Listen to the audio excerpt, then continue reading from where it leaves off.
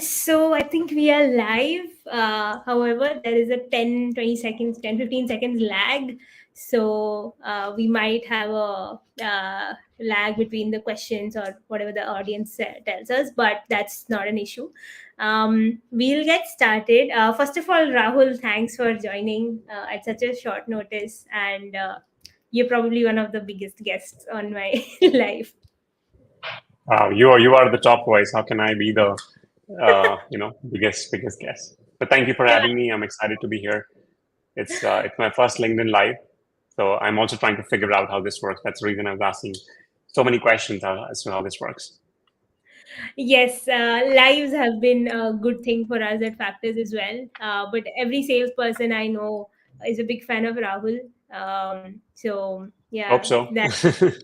there's one Rahul at Factors who people are I a know big I've fan. worked with him. Yeah, every Rahul is sort of a has a fan base as far as I know. Yeah, Yeah, he has a so great voice. I remember I told him that. yes. I will let him know about our conversation about him on the live. Yeah. So first of all, let me just give a brief introduction about you. So everyone who's joining in, I hope you can hear us, see us properly, and there is no lag or anything. Okay, a lot of people have tuned in. Thanks for tuning in. Some 100 people are there. I'm so happy. So Wow. yeah, so Rahul has been in sales for over 8 9 years now. I think he has led SDR teams at biggest SaaS companies that I know of: Whatfix, ChargeBee, VWO, Slintel. Avatar was the last one as far as I know, and then he went on to start his own venture, which is School of SDRs, to become a sales coach. So that I found that to be very intriguing because after such a great career in sales, going to teach sales, for me it's like why would anybody leave that sort of a career to start an entrepreneurial journey? But maybe you can talk a little bit about that, and then we'll go to the subject matter. So Sure, yeah. Thank you, Debarga. Thank you, Sarthak, for your comments. Thank you, Priyanka, for having me. It's my first LinkedIn Live. I'm very excited. Never done this before. And I think I've not done a podcast or anything where I have been a guest in a long time. Uh, I don't know why I said yes to you. Just kidding. All right. So yeah, I think after a successful stint at multiple companies, what led me to think about, hey, I should be a coach. I think I've always been a coach because I have been into an SDR leadership role for a long time, where I've led multiple teams, where I've led bigger teams, smaller teams, companies of all stages. And one thing which I saw was always missing in is that there was not enough which was being done for the SDR, and that is why SDR space, the entire SDR space, has always been closer to my heart, where I wanted to always do more than what I feel I'm doing. And when I started as an SDR, most of my trainings were online. If I think about those trainings right now, they were all redundant right now. At the same time, I don't think so. I remember learning anything actionable from those trainings. Whatever I was able to learn uh, when I started was based off YouTube videos, or maybe reaching out to people on LinkedIn saying that, hey, I'm a new SDR. Could you help me? At that time, SDR was not a big thing. There were not many companies. Whatfix was in early stages, as you can imagine, like less than 1 million in revenue at that time. And I was probably the 43rd employee, I remember. And yeah, most of my learnings were, like I said, based off YouTube. Or I think one of the good things I was able to do at that time is I reached out to everybody on LinkedIn and I said, I need help. And believe it or not, I don't remember anybody saying, no, I can't help you. Everybody was so helpful. And I do encourage the same thing to everybody else. Like, why don't you reach out to other people and see? And I till today, I say yes to a lot of people whenever they come from help in whatever capacity possible. But at the same time, I think at this time, because it's not possible for me to reach out to everybody, I create content. That's the reason I create content, so that it can reach a wider audience. Okay, Sarthak is, sorry, I was reading Sarthak's comment. I think he was writing something. Anyway, so it took me a lot of introspection to decide, oh, I want to do this full time. I have always been doing this part time, but I don't think so. The efforts were enough. Maruti, my co-founder, and I decided, this is the time when we should be thinking about this. I always thought I'll probably do this next year, and God has different plans than we all do, that we all immortal humans do. So yeah, School of SDR just happened, and here we are. That's a very nice, warm story to learn about. So before we move forward, I have a bunch of questions for Rahul, and then for the audience, please feel free to keep your questions on the comment section. I'll definitely take it towards the end. I'll try to talk less. And I'll definitely take all your questions towards the end. So now, wherever I went to your website, right, one thing that stands out is a 10x SDR. How is a 10x SDR different from a conventional sales development representative? Are there particular qualities that define their performance, or completely different things? Great question, and I will tell my website designer that mission accomplished. If you're saying that stood out. So for me, the way I explain anybody what is the next 10x SDR, any SDR, who's operating at, or who is, let's say, going towards operating at a 10x efficiency. To me, SDR who has a strong TQ or technology quotient, ability to use technology where they're able to improve their results 10 times. As simple as that. And the next question which you probably want to ask is, hey, how do we become a 10x SDR, right? I think so. The way I put this is, like you also asked, what are the qualities? I think I will start with the mindset. First of all, you have to believe that it can be done. You have to believe that you have the power to become 10x better. You can't get 10x results with the same amount of time by just making few things better, by just making smaller tweaks. And most SDRs, where the reason they are not able to become 10x SDR is because they're in two minds. And understand, and I don't blame them, because our ecosystem, especially the India sales ecosystem, is designed in a way where everybody is like, oh, my peers have become A's and they're making 2x of the money I'm making. What am I doing?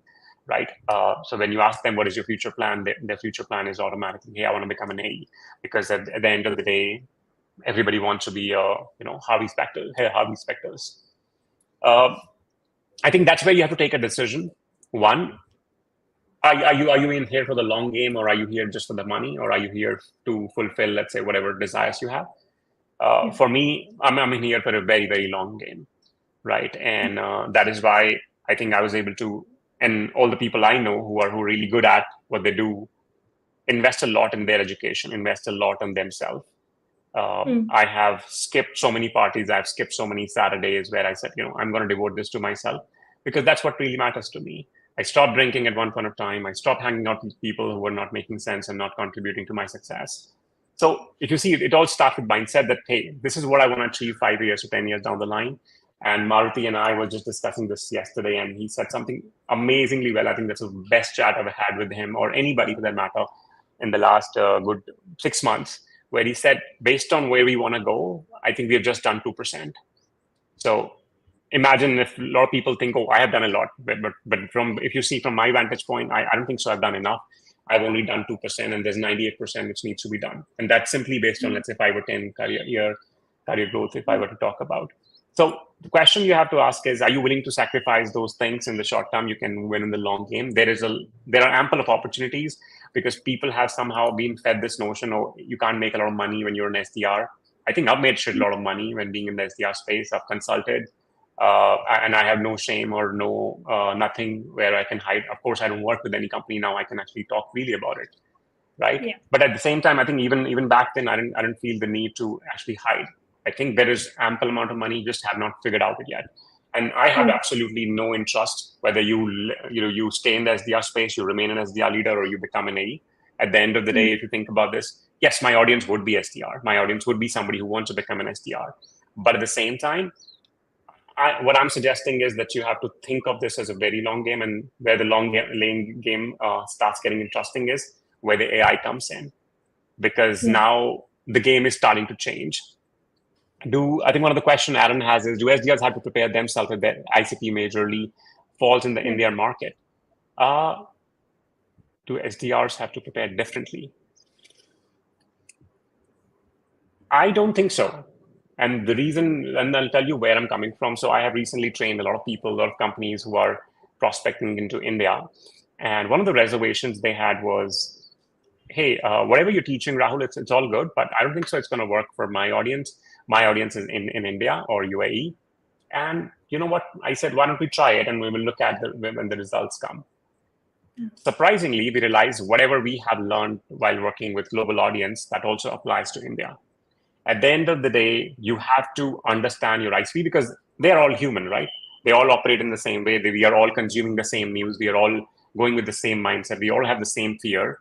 When we go to the job, we all have that fear. Oh, you know what if I get fired? What if what if something happens, right? What if the market crashes? We all have that fear. We all live with few fears. We all live with certain mindset. I don't think so. You need to prepare differently, Aaron. I would say the way you have to think about this is Indian audience is slightly different. I have to acknowledge that. You have to address it.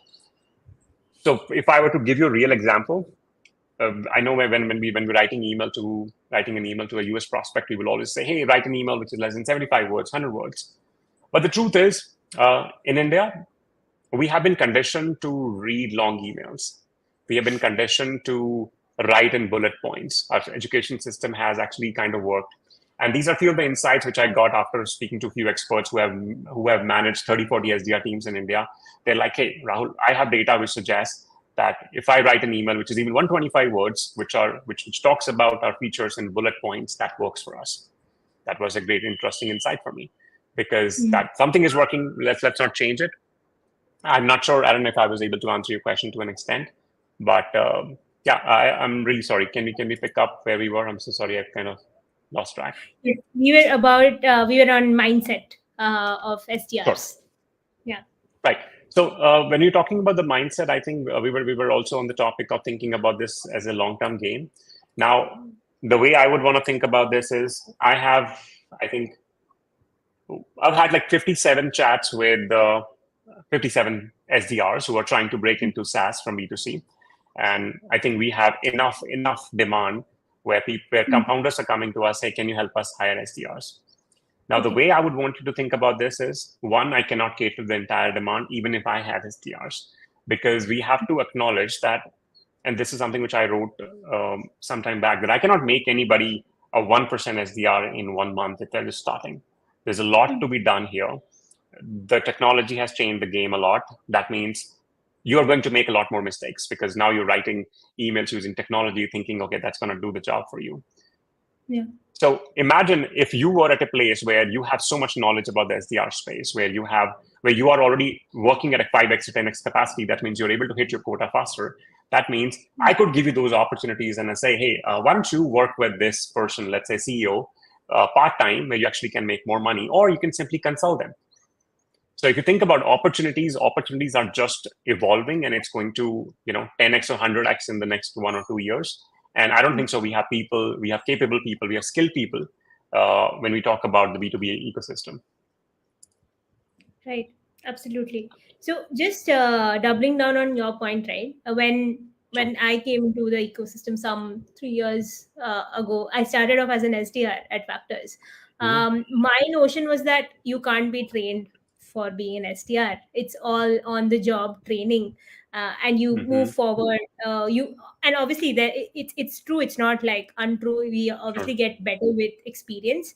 How do you when you as a sales coach try to coach SDRs, or as a leader, how you try to coach your junior representatives and all of that? What are the key skills? We talked about my mindset. What are the key skills do you think are at most important? So the first thing while I understand, Priyanka, and I think that's what everyone goes for, and I think when we did the SDR benchmarking survey, it was evident that most companies would deploy, lining you up or lining a new SDR with a buddy SDR, with the best SDR. So the problem I see with that system is, once we are an expert, right? So let's say if I'm an expert at writing email, And if I have to teach that to you, there are chances, not chances, I'm 100% sure most people will skip a lot of steps. They will Hmm. simply say, okay, you write first sentence about personalization, second sentence about what you do, CTA, and blah, blah, blah, right? But nobody will teach you, for example, and I can say this with 500% confidence, nobody will teach you how people read emails. Nobody will teach you how do you learn anything. So first thing which we teach in our 4 weeks online cohort is, first of all, how do you learn anything in the first 20 hours? So there's a YouTube video which we link to our LMS where, and this is, and I finished a training today, on-site training today, and I asked everybody, hey, what is the first thing which stood out for you when you finished the LMS training? And everybody said that particular video.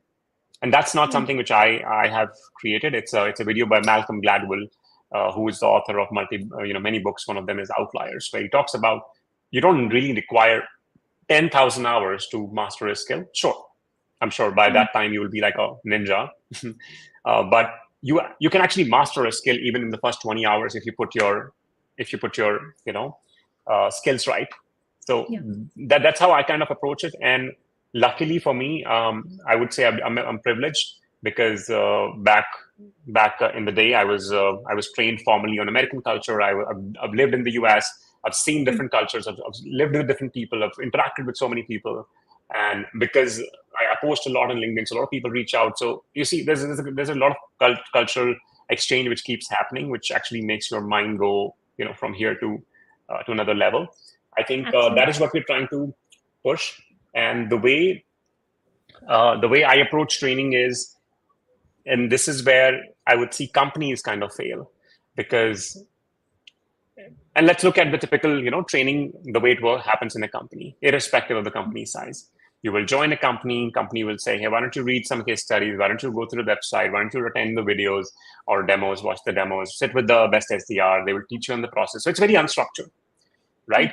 And Yeah. as somebody who's starting the career right now, or if this is your first career, you are naturally overwhelmed, because especially when you are moving from a well-structured organization to a startup, while every Gen Z would be like, oh, I want to work with startup, but some of them are not ready. Some of them have just got out of the education system where they had a formal process for everything. You have to submit the assignment. This is the process. You have to take the exams. You have to log in there. So they are all tech heavy. However, that the startup kind of is a new thing for you. I mean, irrespective whether you're Gen Z or not.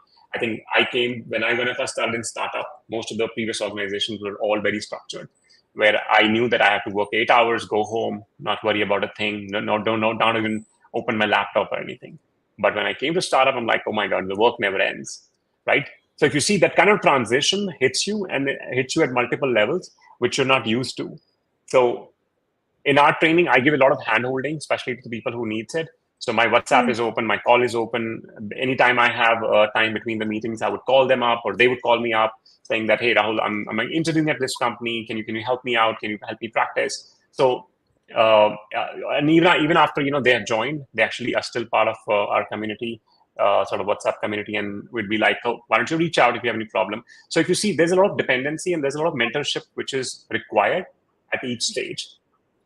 And companies by design do not have the capacity to provide it, is what I feel.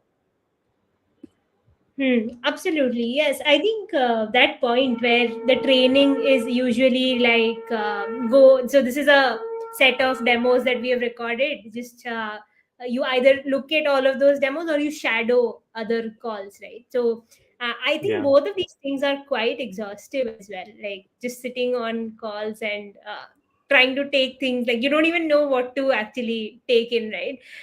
That's how usually sales training happens in organization. Now coming to again, let's come to the mindset part a little bit, because that's what intrigues me a little more than general Hmm. nerdy talks. So how can individuals cultivate and maintain a resilient mindset in the competitive field, right? So particularly when the market is low, rejections are Sure. 95% of the times it's just rejection. So yeah, for individuals. Sure. And I think that will also answer Puneet's question, which he has asked, that what are the fundamentals or a strong suit of an SDR BDR, which is a must have in the long run. And I think the answer will probably help everybody. to maintain the resilience, understand that you have to be comfortable doing the hard things, right? Some of us probably were born with a silver spoon, and you had no choice but to live your life with, let's say, a lot of privilege, which is still fine. And at the same time, when I see a lot of people, and I've had SDRs in the past who, let's say, never had a difficult time, and when I would give them a hard task, they would give up, right? I'm not saying that's always true. However, what I feel that is because they don't have a reason. They have never, gone out of the way to actually do hard things. And one of the things which I remember reading, I don't know if it was a book or it was an article, it was the hard things about the hard things, right? So first thing which I do, let's say, in order to maintain my resilience is I go work out in the morning. Before I do anything else, I would simply go and work out. I would have my gratitude journal for like 5 minutes, and after that, I would just hit gym, because that's the hardest thing for most people. And that makes me feel so proud that I was able to kill that frog, eat that frog in the first 2 hours of my day.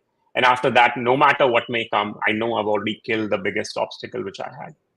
And of course, if you see, and that's not the only hard thing which you do, right? Getting into entrepreneurship, right? Going out there on LinkedIn and making a fool out of yourself sometimes, something. And I might be making a fool out of myself right now, right? This is all uncomfortable stuff. This is all uncomfortable journey, right? Which a lot of people are hesitant to do. However, my only thing would be you cannot reap big rewards if you're not ready for the bigger, harder things, right? And it applies to every space of life, whether you want to have six-pack body, six-pack abs. You cannot have that until you really quit drinking, unless you really, quit all the binge eating which you have been doing, or whatever you're doing, whatever you're doing, right? You want to be successful, you want to make more money, you have to maintain a skill, you have to learn a new skill. So fundamentals of a strong suite, again, I'm going to address this question. The best thing which has helped me in sales is where I've spent good 2 years is reading just one book, which is The Laws of Human Nature. It's a book by Dr. Robert Greene, who is a PhD, like my favorite author. If there's one podcast I want to do in my entire life, it's going to be with him. He will teach you like the nitty-gritties of how human psychology works. If you're able to learn when, let's say, Priyanka is talking to me in person, or if Priyanka is, let's say, not paying attention to my class, I would want to find out what can I do to make sure Priyanka can, let's say, pay attention. Now, for example, one of the trick is, when you have, let's say, 50 students in the class, if you notice somebody who's not paying attention to the class, what do? You say, hey, Priyanka, why didn't you answer that? That way, that that the student automatically thinks, oh my, I could be next, and everybody starts paying attention. So if you see, this is just a small trick, small human psychology, to make things go in your favor. And the book is just amazing because it has been well researched, well written. It's like a 500-page book. Because once you read something, you'll be like, I want to research more. It has examples from the history. I used to hate history, and after reading that book, I just started loving it. So I think that's one book I would recommend that you read it, and that's going to help you understand human psychology at a very deeper level, which is going to help you write better emails, have better conversations, build just better relations overall, not just. Right. Absolutely. Yeah. Makes sense. So now I'll just go to the point of, I think Meghala has also asked the same thing. This was actually my next question. What are some effective tools for building, prospect list? That is the first step an SDR does, right? A list to go after. Yeah. So any tools or any strategies that you recommend? Sure. I think I have been a big fan of Clay.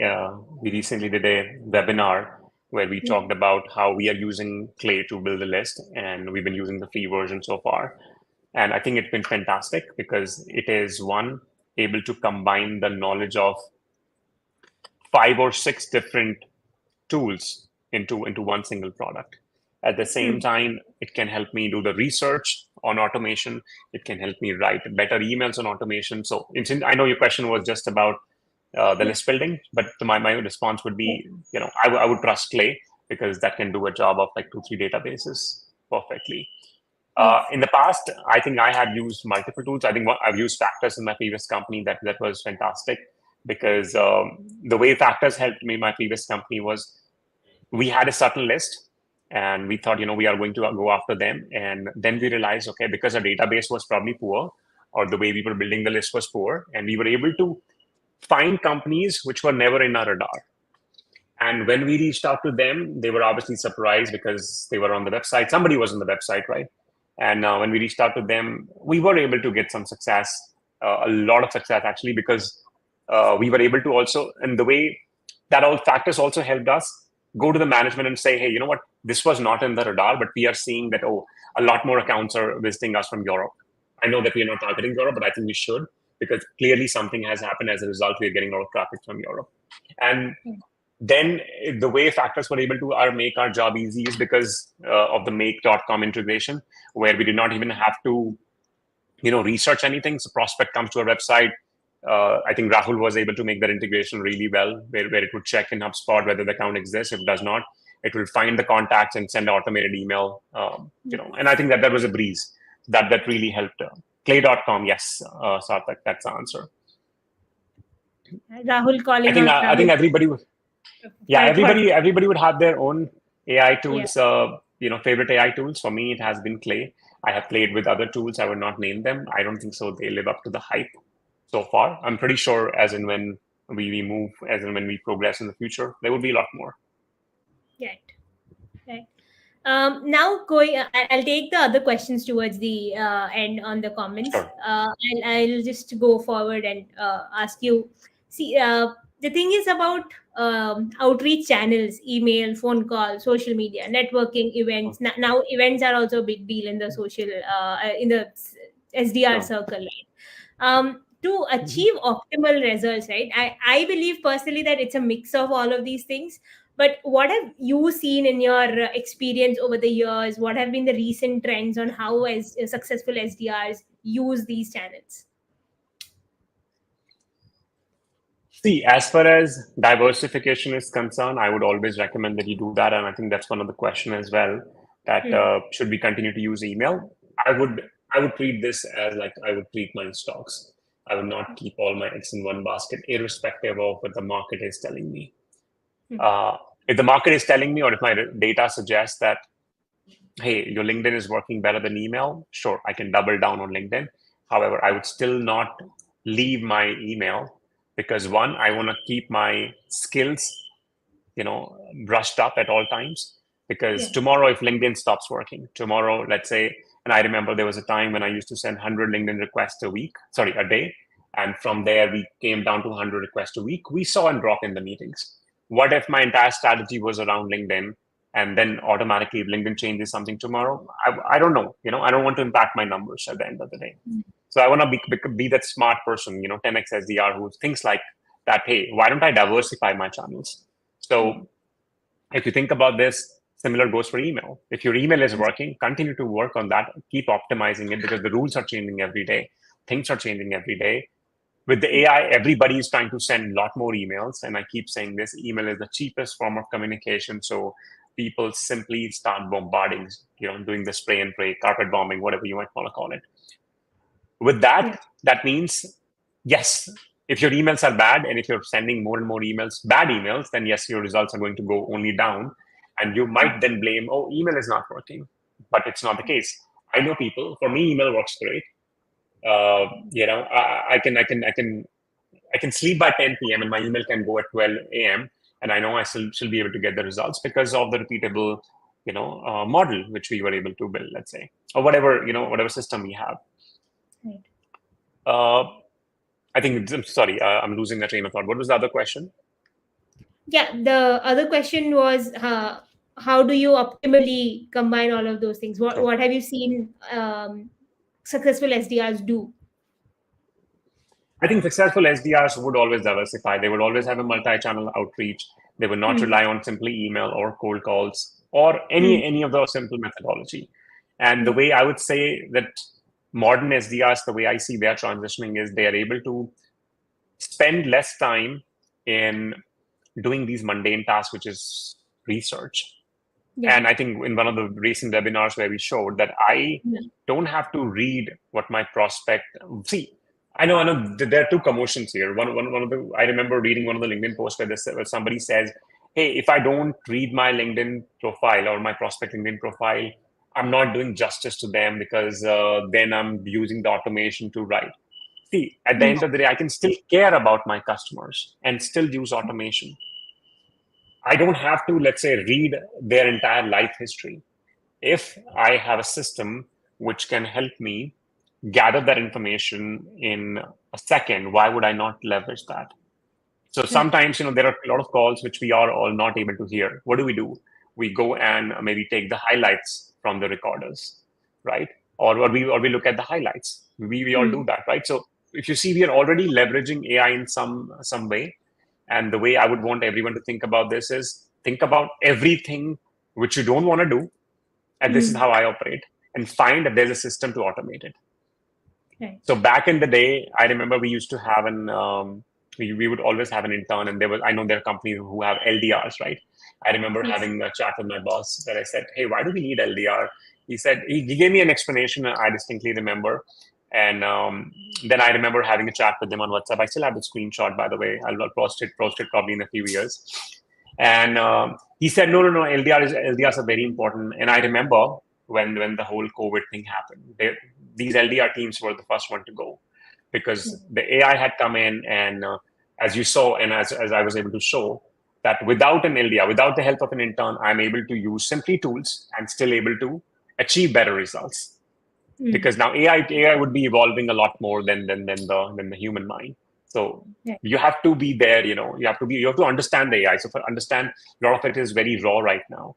So until you really spend a lot of time, until you're able to understand this to the well, because the moment it becomes commoditized, the moment everybody is able to get it, Mm, understand that spam will become even more. That means people will be sending more email, people will be sending a lot more LinkedIn requests and sending these messages. right. Absolutely. Yeah. So I have two more questions. I know we have run out of like our time, but I'll take the questions definitely. I'll take just 5 minutes more for my own personal question. So Sure. when I was doing SDR work, I'll not shy away from saying this because I'm not doing the SDR work anymore. I don't did not like Mm. doing cold calls at all. Even Mhm. though I am not that sort of a person who will be shy to call up somebody and all of that, I just had this extremely bad nervous things, a nervous and anxiety going on inside me that I could not pick up the phone and Sure. call anyone for a demo. This is what I have also like since I've talked to a lot of people. This nervousness is still there with SDRs, and I understand where they're coming from because of the entire rejection thing. It affects people because, oh God, Sure. what if I get rejected? Somebody is rude to me on call.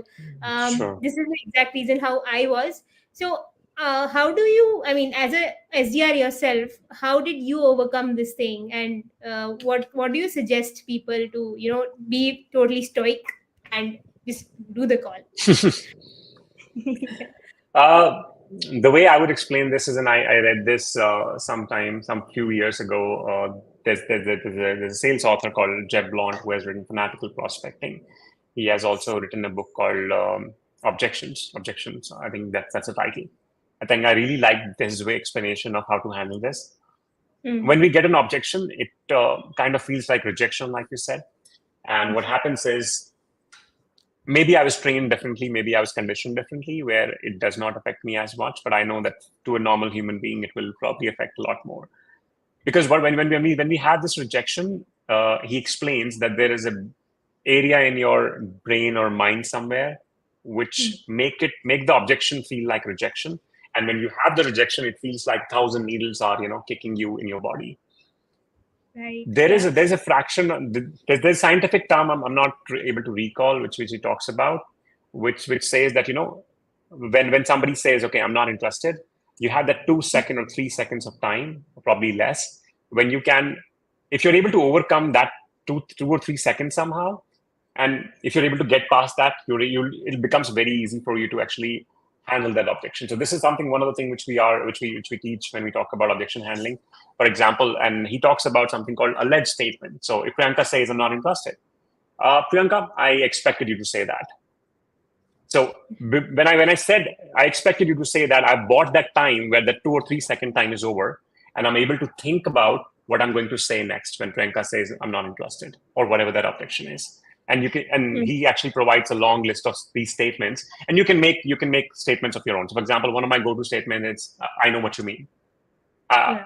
I mean, I don't say I understand because that's something which I would recommend. Yes, Sarthak, something like fight or flight. Yes. Yeah. Yeah.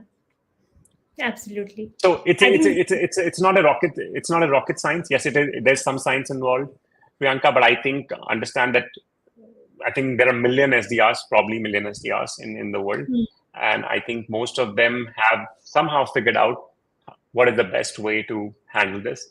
And the way Yes. we have been able to train the people in this way, I think that has worked. Right, absolutely. I think this entire conversation is 40% about psychology, and you should definitely make a post about the books that you have read that made you a good SDR and all of the learnings that you had. You know how it works. That I believe this objection handling is a part of your or a module of your cohort or something like that. Yes, yes, of course. So when we talk about calls, we cannot finish the module without the objections because no call Yeah, is going to go like, "Oh, I want to buy your product." yeah. Yes, and our next cohort starts in April. In case anybody's interested, feel free to DM me, or we're happy to. I'm happy to send my calendar. I think it's always all anyways on the LinkedIn, so feel free to set up a time. I think I am interested in the in the cohort now. Even though I'm Now, not now in you're it. saying because you're not an SDR. Yes, correct, absolutely. I'll just take it and I'll just write things and make posts about it. But no, I'm just Sure. I'll definitely try to push someone to take the course. So yeah, that's it. Final question. Um, I know we talked about this in the start, like how you transitioned from your earlier jobs to an entrepreneur, now teaching people, teaching SDRs to become 10x SDRs. Could you personally share some experiences that you learned in this journey, which somebody like me can also replicate, or just personal learnings from your side? Sure, yeah. I think nobody has asked me that before, so this is the first time I'm answering it. Let me think about this. Sure, I take think your one of the time. things which I told somebody is, I know everybody keeps saying that, hey, entrepreneurship is hard. I'm not saying it's easy. All I'm saying is it's not hard. It's not hard either. I think you need to know your why, and if it's deeply rooted in something you really, really, really believe in, from your entire body, entire fiber. And this is something which my wife was telling me the other day, and I was like, I don't know, worried for something. And she's like, "Do you realize that you're working 6 days a week, you are spending these many hours a day, and every time you actually speak about something, you speak about School of SDR or your students or something around that. So you are like breathing it. You are like every fiber of your body right now talks about how passionate you are about SDR, and that's what everybody tells me when they meet me, that how passionate I am. And I think that has definitely helped me stay in the game for this long, and that is, I hope that is something which will help us succeed in the future. That if you really believe in something and you're able to, and just like, for example, I'm sure every entrepreneur who started like this would probably have gone the same journey where they're like, what's the worst can happen? you know Yeah. uh, I mean, of course, we left like our comfortable jobs, and and there's a constant money coming in, and now all of a sudden you're like, oh, I have to go and do it myself. There are a lot of things which you were used to doing, getting it done, but now we took that for granted. But now all of a sudden you realize, oh my god, I have to do this on my own. But I think that is a thrill, right? That is what makes entrepreneurship seriously good. And I think I'm excited about everything which is coming my way. And yeah, I think it's been amazing. It's been a great journey. Purpose basically that drives you to do that. Yeah. Yeah, Now I know totally why agree. you're managing the community. Yes, You yes. summed it So well. now we'll just take some questions from the audience. Aaron has asked, if you had to split the time needed for optimal success, research versus outreach. I'm guessing, Aaron, this is coming from, let's say, email campaigns point of view, and the Hmm. way I would talk about email is a numbers game. It's no Yeah. longer about that, hey, can I reach out to? And I know there are companies who would still recommend that, hey, let's find 10 accounts and, spend our entire manpower on researching those 10 accounts, and we're going to go after only them. And Yeah. what if those 10 accounts, you reach out to 10 accounts, the timing is off, they already have a competition or something, right? Any of the thing could happen. The point is, you're not optimizing for responses, you're also optimizing for more responses. So it's no longer about quality versus quantity, it's about quantity of quality. And the only way to achieve that is where you're able to use AI to do that research to get that job done. So the way I would go about is, I would look at all my 50, let's say, last replies. I would look at what all we did, what kind of messaging was sent to these prospects. And I'll give you another example. So back in the day at Avatar, I think after 6 months of data, we realized that, hey, all the meetings we got, we did not personalize a single email. And then we realized, what's the point of personalizing? Because our data suggests otherwise if we continue to reach out to similar companies without personalization. So what we did is we started spending that amount of time which we were spending on personalization into segmenting the accounts further, researching and using AI and using training our intern to actually get those insights so that we can send lot more emails. Yeah. Got it. Understood. So now going to the next question, what are the prospects of transitioning to an SDR or a AE career for someone with a background of 5 to 6 years in EdTech B2C?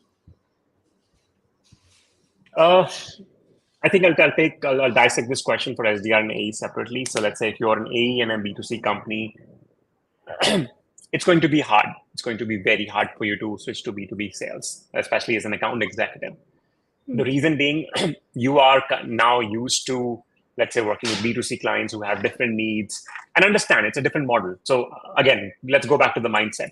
If you're selling to B2C, if you're selling to me as an individual, I am making the payment out of my own pocket. I have different interests, different fears, different everything different. But when I'm the B2B setting, if I am spending on a software, I'm spending my company's money.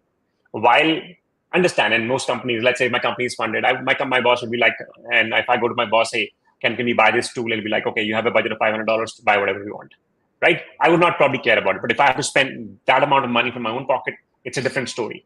So if you're used to dealing with people for 4 or 5 years, you are in a certain mindset. Unlearning that will take time.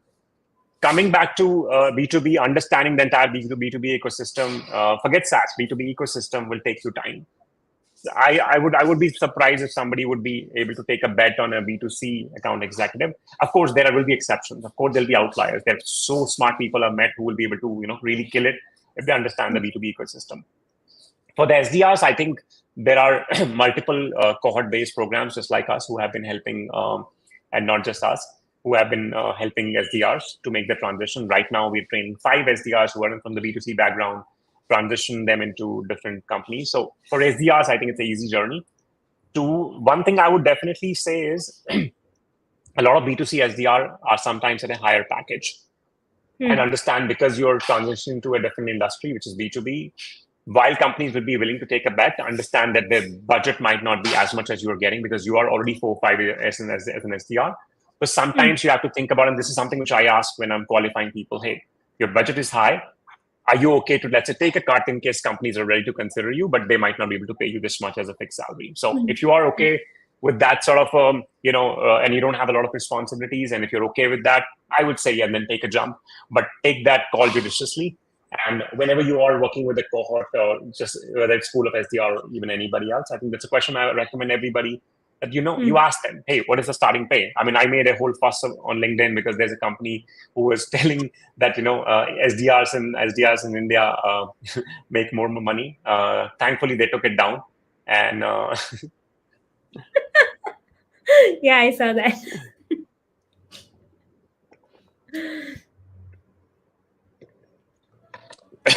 sorry.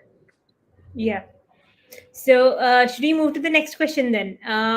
Sure, please. Seth is asking, according to you, is email still the most powerful tool for outreach, or is the world changing? World is changing, of course. Seth, I think you've answered that question in some capacity. I don't think so that it is a blanket response. The reason being, I know so many industries. I know within B2B SaaS who are selling to companies where these, let's say if you're selling to C-level, let's say your product only caters to C-level, and let's say your connect rate, as we know, is less than 3%. That means you can make 100 calls a day, get 3 connects if you're lucky.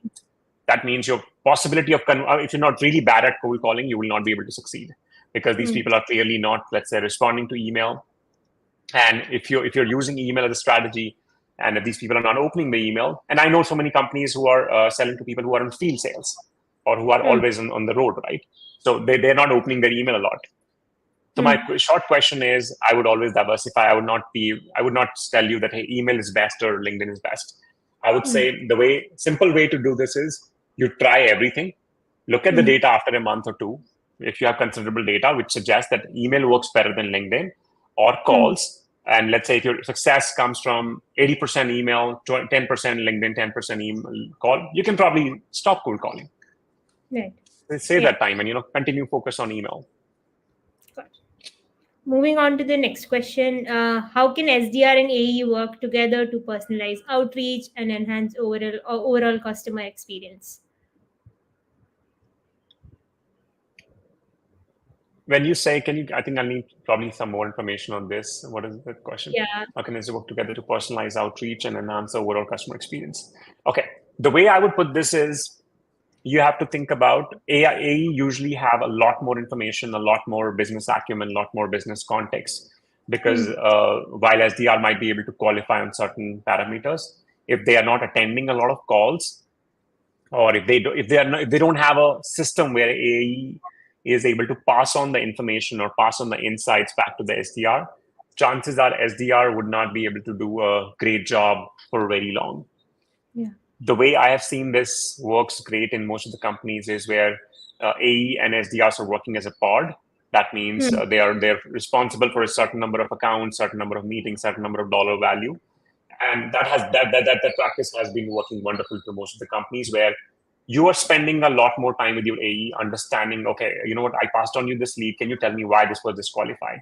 Once you're able to understand the reasons why AE was able to disqualify, and this is just an example. Next time when you talk to a prospect, you will be able to qualify them on those parameters and ensure you're passing on the qualified opportunities. So if your pipeline is strong, eventually, yes, it actually affects the entire pipeline. Right. Got it. Again, from Arka, what key strategies have you found most effective in navigating complex sales cycle and closing high value deals as an account executive? I don't think so. I'm the right person to answer that. I have not. I'm not an expert in this. Yeah. Okay. Now, again, another question from Sarthak. How does one grasp everything about the prospect company and contact to find common synergies before shooting a personalized message or email? How does one gauge when to act? Because action over perfection. Yeah. Yeah. No, I think that's a great point. And like I said, email is a number game, right? I don't think so. You need to wait because sometimes when people are waiting, I need to send that perfect email. I need to write that perfect email, which will take me 15 minutes. You have to work on frameworks. Yeah.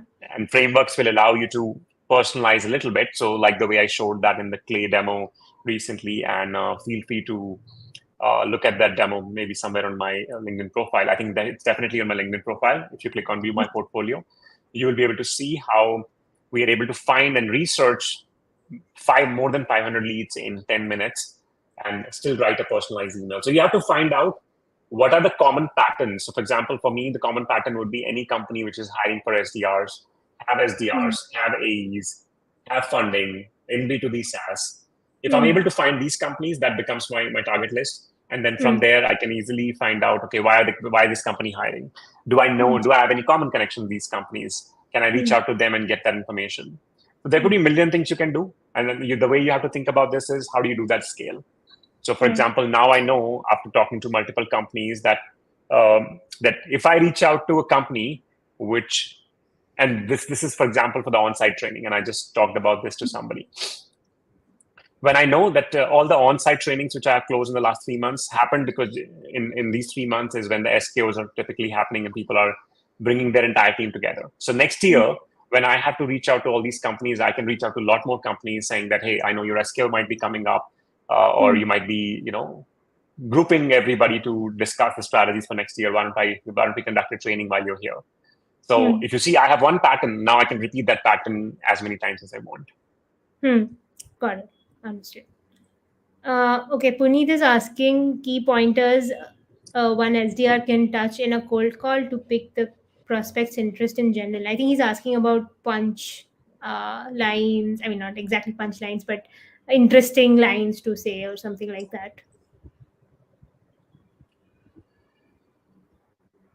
I think one blanket response I can tell you is you have to go for relevance over personalization. So and I'll give you an example. So I remember at one of the company, we closed a $400,000 deal, which came because I reached out to, let's say, a company. And while people might say, "Oh, Rahul, that was a personalized touch," I would not say there was a personalized touch. The prospect responded, "Hey, I was on your website and was about to submit a demo request. You just came at the perfect timing." So if you see, timing is super crucial. You can talk all about my hair and talk all about everything good about my company, but if I don't need your product, I don't need your product. At the end of the day, do you need a response, or do you need a positive response, or do you need a more meeting? That's a question you have to answer. We have to get our priorities straight. The idea is to hit where it hurts. So you have to know. So the way I would tell you is the key point is to pique the prospect interest is going deep, going very deep into ICP, going very deep into buyer persona. If you're able to understand their top 3 priorities in a day, and if you know how they're solving those priorities, so I'll give you an example. So let's say one of my priority is how do I provide the best engaging experience to my online cohort for my online cohort. Now, and let's say that you have a product which can solve that, where you are able to provide me some quizzes, something engaging, some sort of platform. But if you understand that I'm already able to get the job done either by appointing somebody who would come in after 1 hour and says, "Hey guys, how is it going? Can we play a game or something?" Right? That means I'm able to get the job done right now. So you have to understand that is not the ideal experience for me, and you have to understand why that is not an ideal experience for me, because that means I have to depend on a human being to do that. If that human being is absent today, that means my session will not be engaging. But at the end of the day, my goal remains that all my sessions should be engaging. Now, if your tool can tell me that, Rahul, we work with, let's say, educators or people who are running online sessions who, let's say, want to provide an experience, an engaging experience, but hate the whole thing of juggling between different people or maybe multiple tools, then I know that you know my business. It's as simple as that. Yeah, makes sense. Right. The next question is again from Sarthak. Financial pros and cons of transitioning from a B2B PM to B2B SDR. APM, PM as in product manager, is it?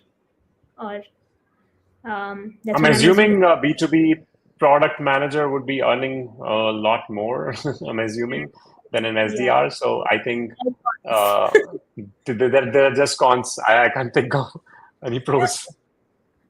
Yeah. So, of course. And I don't know. And I think I'm not the expert in talking more about PM and their growth path. So I don't think so I can answer that. Yeah, maybe I'll get my product manager, Sarthak, sometime, and then he Yeah. can all of those things. But yeah, I work in a B2B marketing agency based out of Toronto. The only thing I do is cold calling. Would it be difficult for someone like me to switch to B2B SaaS? Any suggestions for Kishan? I don't think so. If you are well versed with B2B, and this is something Yeah. which I tell everybody, and thankfully the shift has already happened, Kishan, in the past few years, when people tell me, "Oh, he has a B2B experience, but he does not have a B2B SaaS," and I cringe every time I used to hear that, and I would ask, "Okay, what is the difference?" He said, "It's SaaS." I said, "What do you mean?" It's simply right? So I don't think so, Kishan, it'll be too difficult a task for you because you're well versed with marketing agency, and I'm guessing you will have a lot more context about working with other clients as well. So I think it'll Right. be fairly easy for you. Right. I think this should be helpful. We have 2 questions from Shri. What are the key things the SDR should focus on for the first 3 months? That's the first question. Yeah, once you answer that, I'll say Okay. the second question. Yeah. what should an SDR focus in the first 3 months? Yeah, I'm taking notes so that No, I no, can pass. sure. I think some of the things which we teach, even in the our online cohort, is something I would say when once you go and join the company, you double down on it, which is you understand the challenges at a deeper level, right? Right. Uh, so what happens is most of the people and most of the SDR, most of the salespeople would understand challenges at a very surface level. Okay, our Hmm. company, let's say, helps you get a database. But so Hmm. let's take an example of a database. Let's say I'm selling a database. And if you see, okay, what are your challenges of your prospect? Oh, they need database because their team has to, let's say, do outreach. Yeah. Okay. Why do they need it out? Why would they need your tool? Because they would already have one tool. What would Hmm. your tool do? And which your tool can't do. Uh, Hmm. and only once you have talked to, or once you have only talked to enough people, or once you have listened to enough recording of, let's say, account executive, because account executive is going to ask the same question. Hey, thank you for setting up time with us. I'm curious to understand what are you using right now as a database. That is where Hmm. the prospect will spill the beans. And based on how good your account executive is, they will be able to peel the onion layer one by one. All right. So you are using Zoom Info. Why do you need Apollo? They're like, oh, you know what? It's great. And we're in an annual contract, or whatever reason they give you why they have Zoom Info and why they need another solution, because the phone Hmm. numbers might not be accurate. Then if you have to understand, if somebody says, and if your AE is going to say, oh, our numbers are better than Zoom Info, and able to sell it. So you have to Hmm. understand, is that really the case? Yeah. How do you know when, let's say, if you're working with a company like Apollo, that your prospect will be successful when they get Apollo? Because Hmm. understand how these companies at least work on a superficial level is they would say, hey, our database is better, we have more contacts. So Hmm. even if, let's say, one database has more contacts, understand your prospect might be targeting a niche industry where your both the database might not be actually fitting.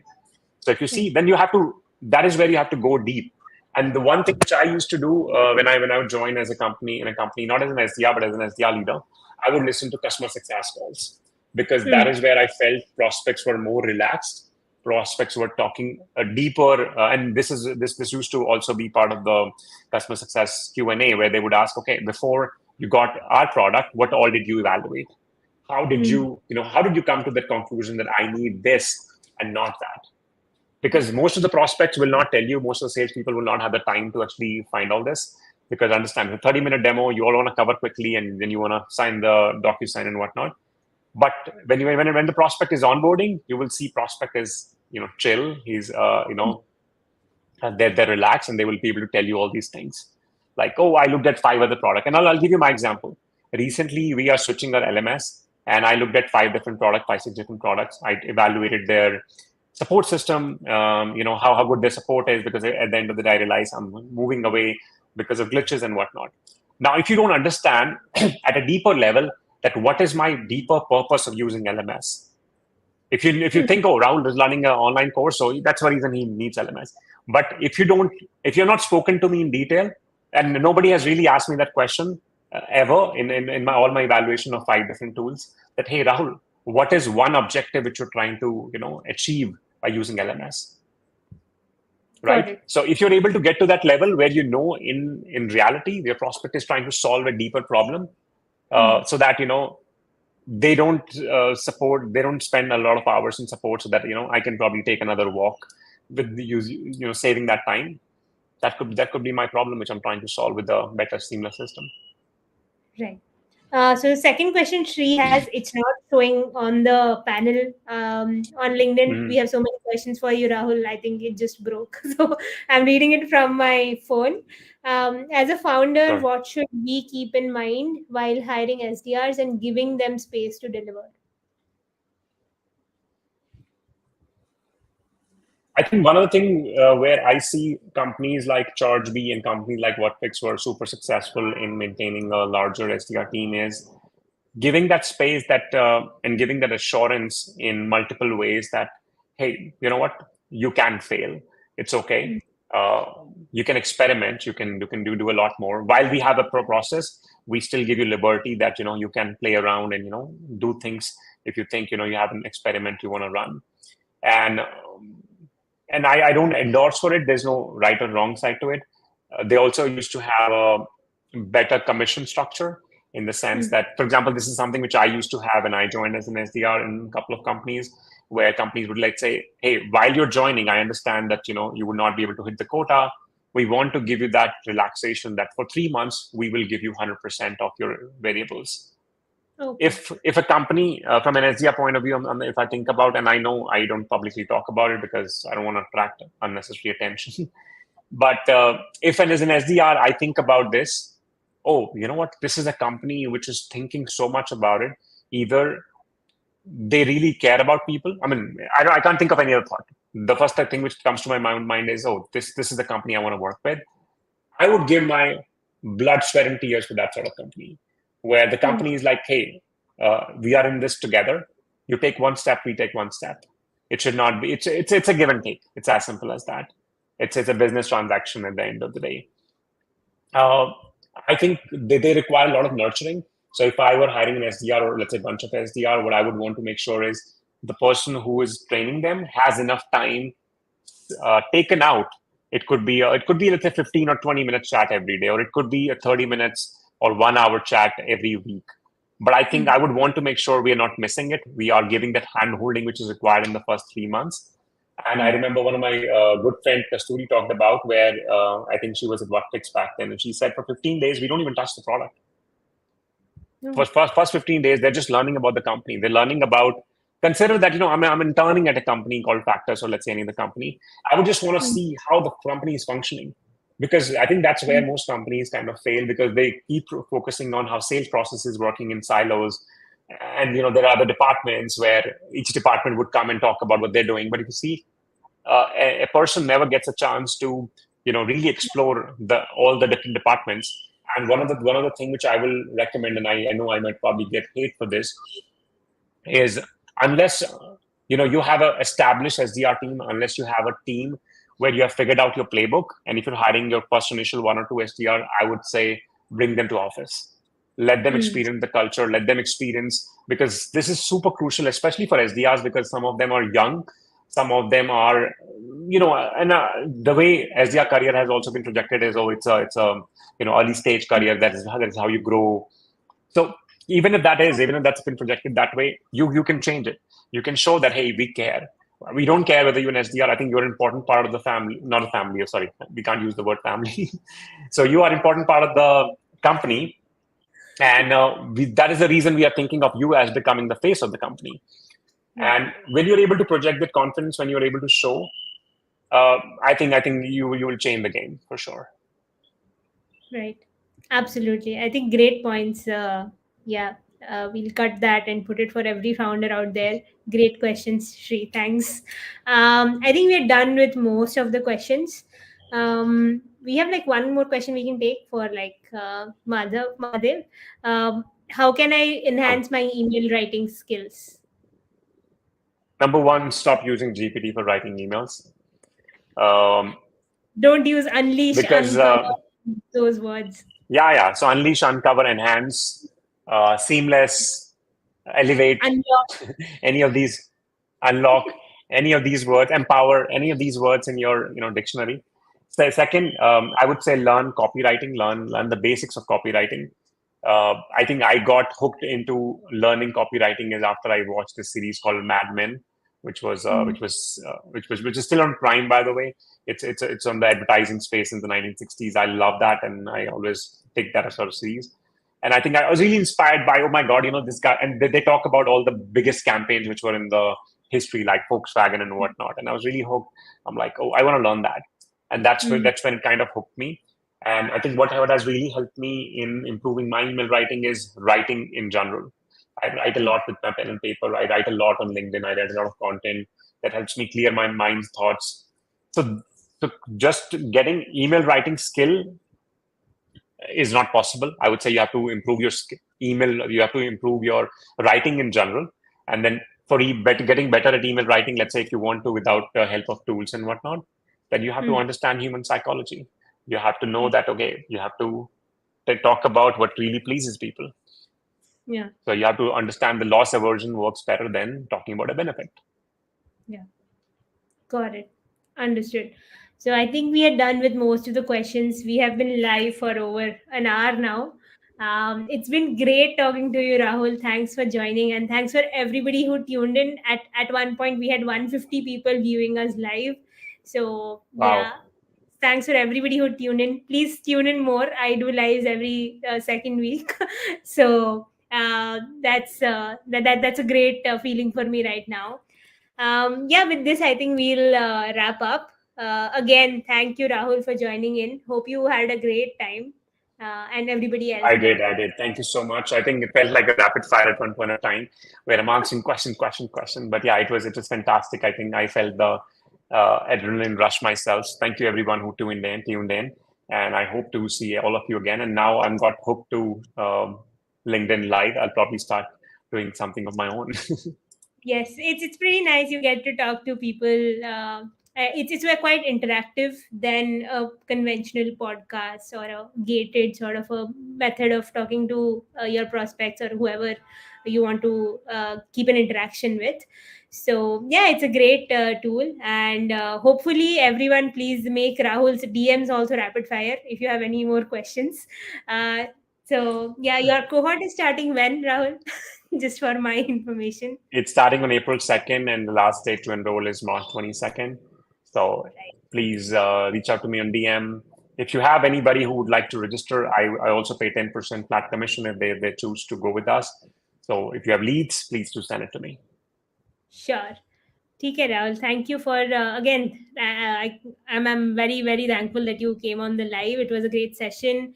I learned a lot personally, and I hope everybody did. So bye bye everyone. Good night. Good evening. Whatever. Good night.